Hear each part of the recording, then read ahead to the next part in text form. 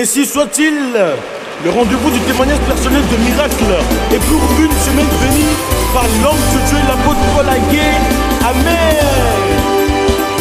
Bonjour à tous, bienvenue sur l'émission Ainsi soit-il. Nous sommes très heureux de vous accueillir sur cette émission et nous croyons que le Seigneur est en train de vous bénir et de faire de grandes choses dans votre vie à travers cette émission. Le lundi passé, j'ai lancé un cri de cœur que j'ai appelé « Christ est-il mort pour rien ?» Est-ce que Jésus-Christ est mort pour rien? Alors, ce matin, je veux continuer dans le même sens et prier pour vous à la fin de cette émission. D'abord, je veux vous dire d'entrée de jeu que Jésus-Christ, selon les Écritures, est venu sur la terre pour un but. Et d'abord, de manière générale, Dieu ne fait rien sans un but. Et il ne peut pas permettre la mort de son Fils vraiment sans rien, sans but. Jésus-Christ est mort. Dieu a sacrifié son Fils. Dieu dit sacrifier son Fils bien-aimé, à cause de toi, pour que certaines choses soient faites dans ta vie. En dehors de ce que, comme je l'ai dit la fois passée, en dehors du pardon des péchés, tout ça c'est très important, c'est capital même. La vie éternelle, c'est capital, c'est les premières choses. Mais moi, à partir d'un temps, j'ai commencé à réfléchir. Si les autres choses que Dieu a dites, qui sont les effets de la mort de Christ, nous ne les voyons pas dans notre vie. Alors, ce qui est abstrait, ce que nous croyons que nous voulons aller voir au ciel, j'ai commencé à me poser des questions. Et j'aimerais que toi-même tu te poses cette question. Parce que le Dieu qui a dit ça, a dit aussi d'autres choses. Alors, premièrement, je vais vous dire que Jésus-Christ est mort pour régler les problèmes de la chute. Les choses avec lesquelles Dieu n'a pas créé l'homme et qui sont venues après, Jésus est mort pour régler ça. Dieu n'a pas créé l'homme avec la maladie. Dieu n'a pas créé l'homme dans la pauvreté. Dieu n'a pas créé l'homme dans la honte, mais dans la gloire. Les problèmes, l'affliction, les douleurs, tout ce que nous voyons aujourd'hui sont les conséquences de la chute. Et Jésus est mort pour régler les problèmes engendrés par la chute de l'homme. Et combien de personnes aujourd'hui qui ont cru, et malgré notre foi, nous voyons toujours encore dans notre vie ces problèmes engendrés par la chute de l'homme. Alors, aujourd'hui, je veux toucher rapidement trois petites choses. D'abord, je vais dire à quelqu'un aujourd'hui que comme Christ est mort pour le pardon de tes péchés, il est mort aussi pour ta guérison. Alors, pourquoi nous allons voir, tu crois au pardon, que tes péchés sont pardonnés. Parce que la même mort produit les mêmes effets. Pourquoi est-ce qu'aujourd'hui, nous ne sommes pas guéris? Réfléchissons un peu. Parce que le pardon des péchés, Christ est mort pour ça. La guérison, il est mort pour ça. Pourquoi tu crois de l'autre côté que c'est vrai, tes péchés sont pardonnés et tu ne vois pas la guérison de ton corps? La Bible nous dit dans Ésaïe 53, verset 4. Ésaïe 53, verset 4. J'aimerais qu'on lise. Lisons. Ça, c'était prophétique, ce n'était pas encore fait, mais c'est fait aujourd'hui. La Bible nous dit ceci. Cependant, ce sont nos souffrances qu'il a portées.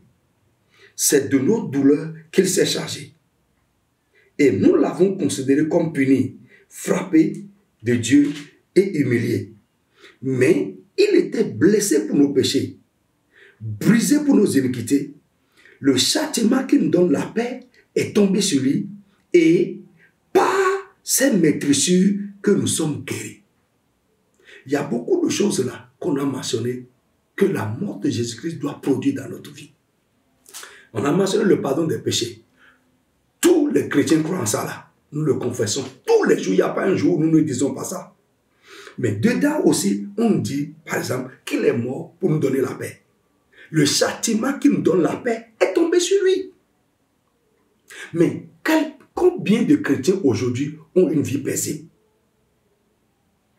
Une vie de paix, Une vie qui n'est pas troublée. Une vie qui n'est pas agitée. Combien de chrétiens aujourd'hui ont une vie de quiétude? Combien de chrétiens aujourd'hui ont une vie agitée par les situations de la vie? Une vie tourmentée.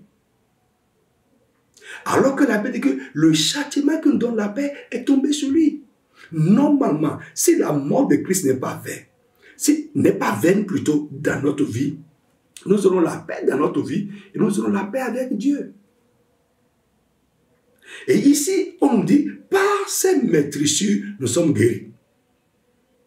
Nous sommes guéris. Si tu vas dans 1 Pierre chapitre 2, verset 24, ici c'est prophétique, mais là-bas dans 1 Pierre 2, 24, la prophétie s'est déjà accomplie. La mort de Christ est un fait. Notre guérison est déjà un fait. C'est déjà accompli. Mais pourquoi on ne voit pas la guérison dans la vie des chrétiens? Et si tu vas dans Jérémie 33, verset 6, Dieu dit, je les guérirai, je leur donnerai la guérison et la santé. Comment Dieu va nous guérir? Il ne nous donne pas de médicaments. Il ne nous donne pas de médicaments. Il ne nous envoie pas vers un médecin. C'est vrai, je ne suis pas comme ça. Mais aujourd'hui, j'ai déjà pris médicaments pour mes douleurs de corps. Mais je lance un cri de cœur. Un chrétien ne doit pas avoir un mal qu'il est en train de traîner. Non, un chrétien ne doit pas avoir une maladie qu'il est en train de traîner. Une maladie qui ne guérit pas. Je ne dis pas que tu ne vas pas tomber malade. Parce que quand on dit nous sommes guéris, ça veut dire que en temps, le mal est venu. Mais tu dois en être guéri. Si tu souffrais avant de venir à Christ, tu dois être guéri maintenant que tu crois en lui. Le mal que tu as traîné dans le monde sans en être guéri, que tu as traîné chez les médecins, que tu as traîné chez les marabouts, en Christ aujourd'hui, tu es... Et je lance un appel à quelqu'un. Parce que je crois, c'est un cri de cœur, c'est un cri révolutionnaire. Normalement, l'Église doit être débarrassée de maladies. L'Église doit être un centre de guérison. Où quand les gens souffrent dans le monde, ils doivent courir là-bas, comme ils vont à l'hôpital, et ils seront guéris. Et même les mots qui ne sont pas guéris à l'hôpital seront guéris par la mort de Jésus-Christ.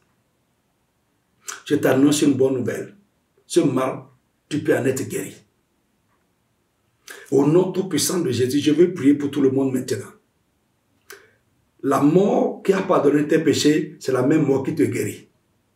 Au nom tout-puissant de Jésus de Nazareth, si tu as dans ton corps un mal qui te dérange, si tu peux entendre ma voix ou me regarder, que la guérison te localise, que la mort de Jésus-Christ manifeste la guérison dans ton corps.